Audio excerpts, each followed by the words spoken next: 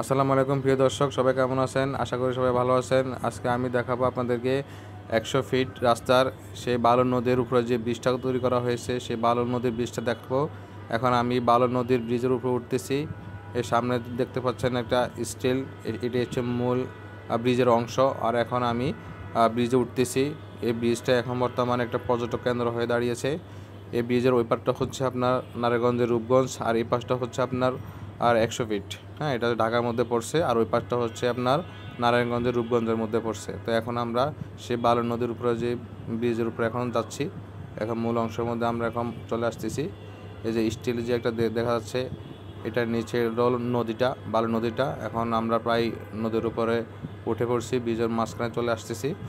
এই ব্রিজটা কিন্তু অনেক সুন্দর। এখন এই ব্রিজের মধ্যে আরও অনেক কাজ বাকি আছে, সেই কাজগুলো শুধু সম্পন্ন করা হয় তাহলে অনেক সুন্দর লাগবে। এই যে নিচে দেখা যাচ্ছে নদীটা, এটা হচ্ছে সেই বালু নদী। এখন বালু নদীর মাঝখানে চলে আসছে আমরা।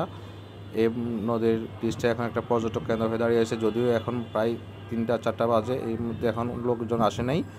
বিকেলবেলা বা সন্ধ্যাবেলা যখন হয় তখন কিন্তু এখানে ভরপুর লোকজন চলে আসে ঘোরার জন্য। এখানে মোটামুটি ঠান্ডা বাতাস, কোলাহল পরিবেশ, নিরিবিলি পরিবেশ, তাই এখানে সবাই ঘুরতে চলে আসে। আর কিছু দূর সামনে গেলে দেখবেন আপনার হচ্ছে জলসিঁড়ি সেন্ট্রাল পার্ক।